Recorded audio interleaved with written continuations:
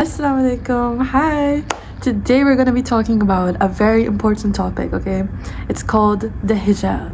This thing on me. It's a big part of Islam. It is, but I feel like it's made to be a lot more bigger than it is. And honestly, I don't think it's that serious. Like, it's very argued about, I feel like. Or there's a lot of dispute about even if the hijab is obligatory or not. I want to give my perspective on it because personally, I actually decided to wear the hijab completely by my own decision. I had never even spoken about it with my family before, let alone, being forced to wear it or something. I'm actually also as well the first hijabi in my family. So alhamdulillah, Allah subhanahu wa ta'ala has guided me to this. But I want to share my experience on it because I feel like there's a lot of hijabis struggling out there, or Muslim girls just, even struggling to put it on. I've seen like experiences where people also take theirs off. You don't have to even be a Muslim to understand this. I'm going to try to make it very simple and easy to understand my own perspective on it. But yeah, I want to talk about it because it's a certain thing, I feel like. And it's a really beautiful thing. And I also feel like it's quite misconceptualized. Let's see how that goes. Okay, let's begin. First of all, I wanted to talk about how is the hijab? How does it work, right? I feel like when people think of the hijab, you think about the headscarf that covers a woman's head, which is valid.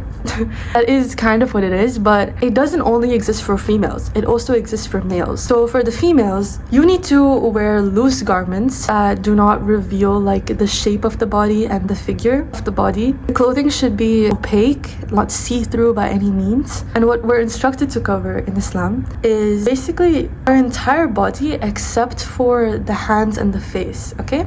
And then for men, there's also a hijab, like I said. And for them, they need to cover the navel to the knee. It's kind of above, I think you would say, does the belly button show? I don't think so. So let's just say from there to the knee. Or just the navel to the knee. I didn't know what a navel was, so that's why I'm saying it like that. So yeah, that's how it works, okay? Now we're gonna get into why is the hijab. Basically, in the entire Quran, there's just one verse that instructs how to cover. I want to read that right now, so that we all are on the same page here, okay? And we go to, this is such a beautiful, this surah is actually called The Light, which I really love. That's really cool. I'm gonna read to you the translation, okay? And tell the believing women to reduce some of their vision and guard their private parts and not expose their adornments except that which necessarily appears thereof, and to wrap a portion of their head covers over their chest and not expose their adornments except to their husbands, their fathers, their husbands as fathers, their sons, their husbands as sons, their brothers as sons, their sisters as sons, their women, that which their right hand possesses, or those male attendants having no physical desire, or children who are not yet aware of the private aspects of women. And let them not stamp their feet to make known what they conceal of their adornment, and turn to Allah in repentance, all of you, O believers, that you might succeed. In this verse, it's important to know the context. Basically, the believing women at that time, they used to wear their head covers. Should have brought a spare hijab to demonstrate this. The believing women of that time, they used to put their headscarf like that.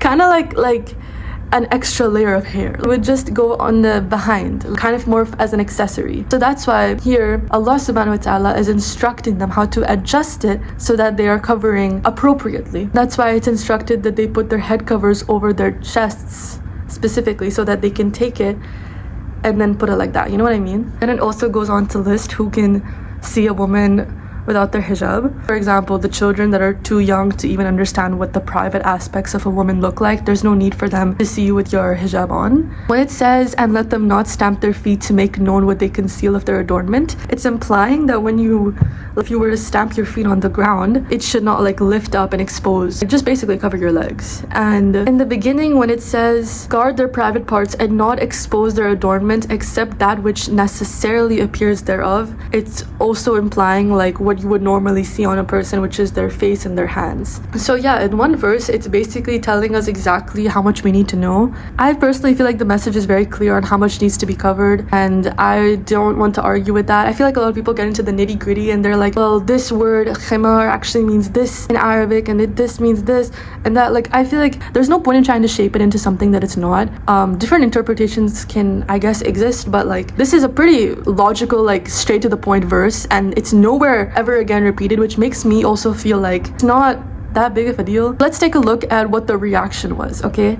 Basically, as soon as this verse was revealed to the Prophet Muhammad sallallahu alaihi wasallam, Aisha radiallahu anha, it's reported in the Sunnah that she said that when Allah revealed this verse, all of the believing women, they immediately tore their murat. That's the word used. I don't know if I'm pronouncing it right, but it means like woolen dresses or waist binding clothes or aprons. Just like they started pulling that fabric and immediately covered their heads with it, which also I think implies that you're supposed to cover your hair, you know? So like, look at that reaction. At the time, that's immediately what was done, without any question, without any doubt. The strength, you know, to just like, I don't know, I just feel like that's such a beautiful thing that was the reaction, that they just immediately decided to obey that without questioning, because that's what you do when you're a Muslim. When I started wearing the hijab, I also did it because I felt like I was no longer just blindly imitating my religion, but I genuinely believed in Islam and I wanted to become a Muslim and I wanted to fulfill my command. And if this is what Allah instructed me to do, then I didn't want to have to ask any other question. The only thing I did was like clarify that the hijab is obligatory, right? Like I do need to do this, right? And then that was all that I needed in order to actually start doing it, if that makes sense. Because there's a lot of disputes. I was like, is this, like, we're sure I need to do this, right? And then I was like, okay, I'm gonna do it. That's all it took for me, but I can understand the perspective. I know there's like a lot of hijabis that can be forced to do it, and just a lot of struggling ones because of the doubt. Not just the doubt about wearing it, but also when you do wear it, how it feels like, right? So let's get to that now. That moves me to my next thing. I want to talk about why is the hijab. Now, when I started to wear the hijab, my friend asked me, like, if you ever find yourself in a foreign country walking around and somebody comes up to you, because I already live in a place where it's pretty normalized to wear the hijab. So when I did it, I already, you know, found myself really excited to meet other hijabis and everything, and it felt pretty easy to adjust. But in a space where the people around you don't do that, and even, you know, parts of the internet, most people do not wear it, females, I can see how that difference might have somebody questioning or confused, right? So my friend asked me, like, if you're ever in public and if somebody comes up to you and they're like, hey, why are you wearing that? Or what is that? Like, what are you gonna tell them? I was like, I will be, first of all, so excited to get that kind of question, and I feel like I would just immediately try to explain to them in a very simple way, ideally, what my hijab is or why I wear it. When she told me that, I didn't feel any fear at the question, rather like excitement, like, oh yeah, that could happen. Like somebody could be like, hey, what's that thing on your head? The fact that there's even people that have no idea at all, they would want to know what it is, it just excites me to even think about. If you think about it, the hijab is quite obviously a symbol of Islam, and I really love that. I love like walking around knowing that I'm representing my religion through my appearance. And you know, there's this thing in Islam called dawah, and it means to call other people and invite them to Islam. And I feel like in some way wearing the hijab kind of does that, because like you're walking around and I feel like you would make the people around you wonder, oh, what is that, you know, gain curiosity about it, or even think about it.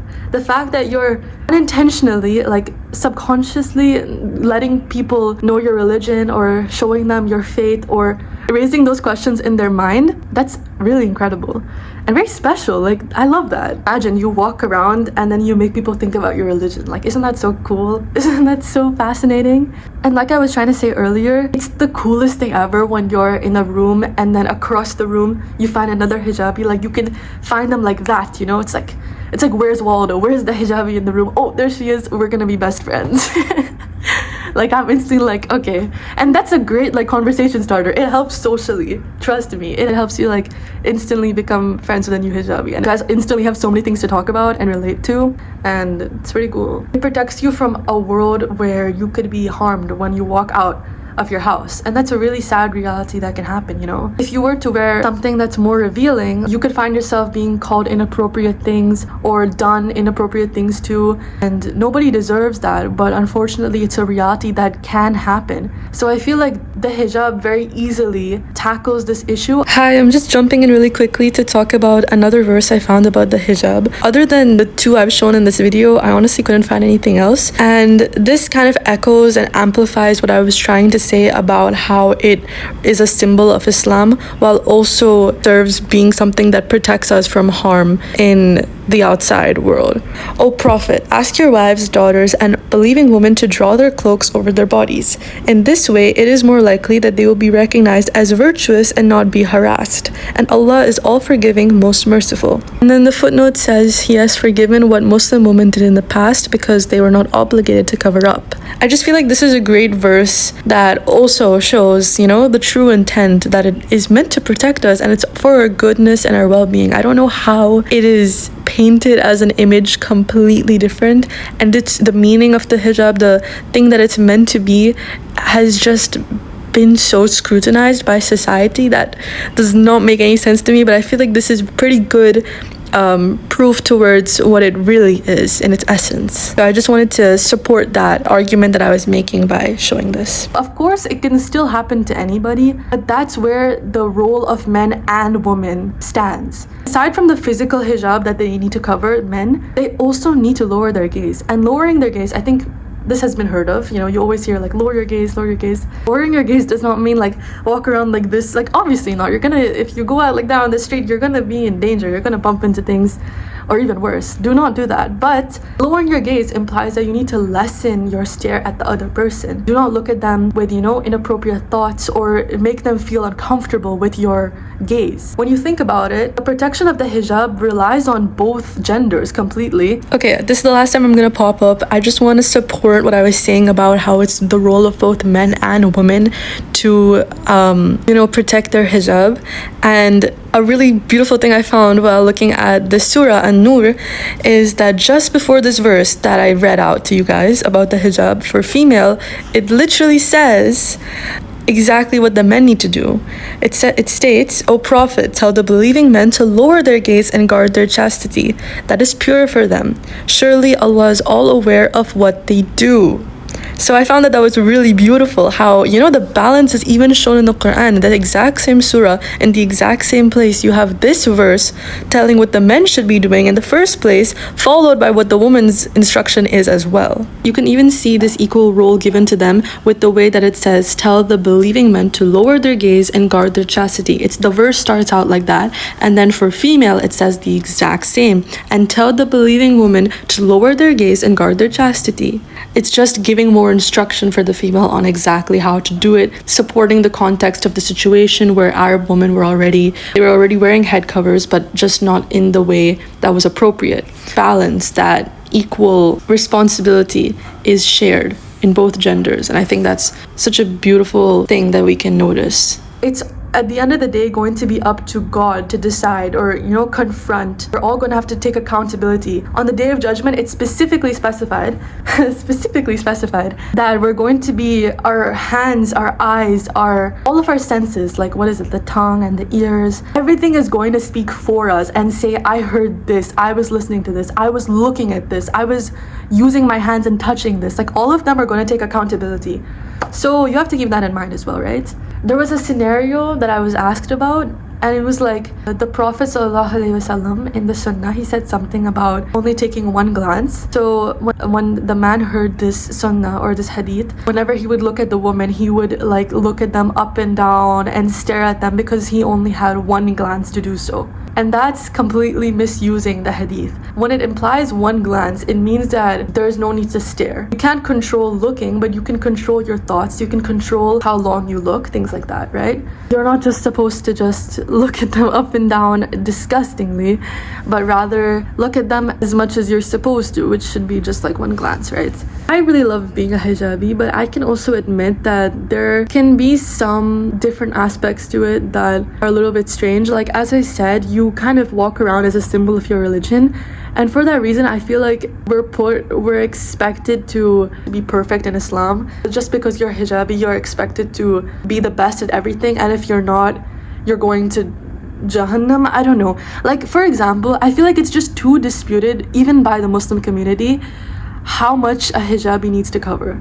I think we're not thinking about the fact that a beautiful woman has taken this decision, and at the end of the day it's between her and Allah subhanahu wa ta'ala just how much she covers and all those little things. Again, the nitty-gritty, we're getting way too technical with it, I feel like the fact that she's doing it is enough to be celebrated, and it doesn't need to be ripped apart and being Sometimes I'm watching like a hijab tutorial, and then there's always got to be that one comment that's like, sister should not be covering this, sister you're meant to cover this much. And I understand that the intention must be very like strong and supportive, but it just feels like at the end of the day, let's let them live. You know, we don't need to. It's a great thing to even just be wearing the hijab. It's a very strong choice, and one that should be given like congrats to and appreciated. And it shouldn't like be like the instant reaction is, you're not covering the right way, you're not supposed to do this, you should do that. Like, the life of a Muslim, it's quite different. We're also not supposed to have alcohol,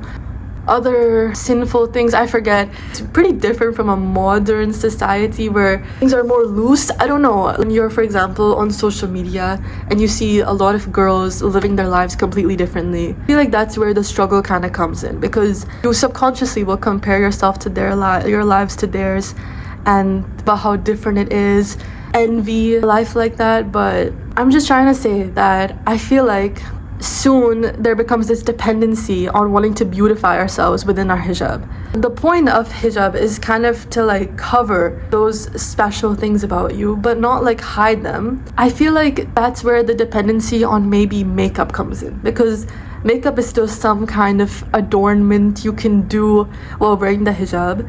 The struggle with our values can begin. I feel like also that criticism between different hijabis about how much we should cover already creates a situation where the hijabi is struggling, and I think that can even be further echoed with comparing ourselves to other people. Those thoughts start to creep into our minds that because we look like maybe different, that we're not good enough, or we're missing out on fun that we should be having. I don't know. I feel like that's a similar experience. That's where I feel like the struggle kind of begins, and it starts to, like, little seedlings are planted, if that makes sense. In the midst of all of that, I really want to like emphasize that the hijab from the beginning is meant to be something that represents you as a Muslim. You're meant to stand out. You're meant to bloom in your own way. When you're a Muslim, your life is already different, because like I said, you're not gonna go party, you're not gonna drink. You're living a life that's your own, one that's going to be so much more freeing than you'll ever know if you choose to embrace it in that way. Like, personally, I don't ever feel restricted, and once in a while at least, I still do like all girls parties where it's just me and my friends. You sit all together maybe in the garden or something without her hijab. You're relaxing, and it's like there's so much more possible than you can imagine, and so much more that you can make happen with your hijab. And it's definitely a really big test. At the end of the day, the hijab is a big test. With it being, if it's impacting everybody so much and making them, you know, question so many things, and there's all these nitty-gritty things, there's definitely some resistance that comes to naturally the human mind when they hear about this, because we see that and we want that and we think that's right for us. But when we live our lives in the way that Islam intends us to, it heals your soul, makes everything more pure for you, and you'll find yourself feeling so much better on the inside and so much more confident. Like, if you guys have seen those videos where it's like a girl on the, I can't explain it, but I might show it on the screen. It's like this girl does a stand. There's these women that do these kiosks or stands where they'll like for free just make a girl try the hijab, and you come up and you just put on a hijab. I love seeing those, because the girl that ends up putting the hijab always has so much haya on her face. Haya, I think, means light, similar to like the literal surah light. Whoa! Wait, I feel really cool for making that connection. Those are both called light, aren't they? That's incredible if that's the case. And doesn't that mean something? As soon as I put on the hijab, or whenever I see any hijabi that just started putting on the hijab, from the first day, you can see all that light on their face. Like, I don't know how to explain that in any other way. You just, if you know, you know. The radiance is ethereal. It's like so beautiful. MashaAllah. Allahumma barak to all the hijabis in the world, because there are some very pretty girls out here. To the girl struggling with her hijab, I feel like I would say you got to remember that you're not alone in this. Being a Muslim, being a hijabi, or even not being a hijabi, it's a big step. It's a big test. And the way that you deal with it, the way that you feel about it, your perspective, your feelings, all of this, you must share it with Allah subhanahu wa ta'ala. I feel like du'as and tahajjud, things like that are really powerful. If you truly describe how you're feeling and try to just take baby steps with your hijab, loving it all over again, you know, making it feel just beautiful for you. Learn to love it all over again, because once you do, it's a life-changing, beautiful thing, you know. Remember why you started. Remember who you're doing it for. You're doing it for the creator. You're doing it not for anybody else's attention or approval other than his. And just imagine you're fulfilling a command given to you by God. What? I don't know. You're like, to know that you're fulfilling a command by God that's so important. I don't know, like, how can you not fall in love looking at yourself in the mirror? When I look at myself in the mirror, I will think of the fact that I'm pleasing my Lord, and that just makes me 10 times more happier. Because being a hijabi is like, oof, it's just so good. Why am I called super hijabi? Why is the channel called that? Why do you think? Because the hijabi is super duper awesome. It's super duper awesome. It's not gonna get any better than that. I don't know why I'm smacking my hand. I'm just so genuinely like in love with it, and I wish I could just like burst my heart open, give you a piece of the hijab, give you a piece of the love for the hijab, because it's such a beautiful thing. And I think that love needs more love. It's underrated. I think it's underrated. A new material you've never tried before, do all of that, make it everything you dream of and more. And I would advise connecting again with the one who instructed you to do this in the first place, because sometimes we lose that meaning and then we start to wear it and then we're like, why are we doing this again? I feel like it's important to just continue to open the Quran and read it, fall in love with every bit of it that could make you want to wear it again if you're not wearing it anymore, or continue if you are. If you really look into Islam, the truth is that women are so truly respected and given so much love and justice. Islam came abolishing those practices of previous tribes that were disrespecting women. For example, they used to bury girls. Like, if the mother was found out that her child was a girl, imagine the pain in her own heart, feeling like a mistake that she gave birth to a girl because she knows that girl is gonna be buried. They used to bury them alive. So gross to think about. But it came abolishing those practices, and it said, no, this is not what you do when a baby girl is born. You take care of them, you raise them the right way, you protect them, you keep them safe. And I think that's such a beautiful thing. Islam gives so much justice, so many rights to women. That personally makes me love the religion just like a lot more. I just want to end this. Now I really have to end this. All the lighting is gone. Saying thank you for watching, and I hope I've made things a little bit clear.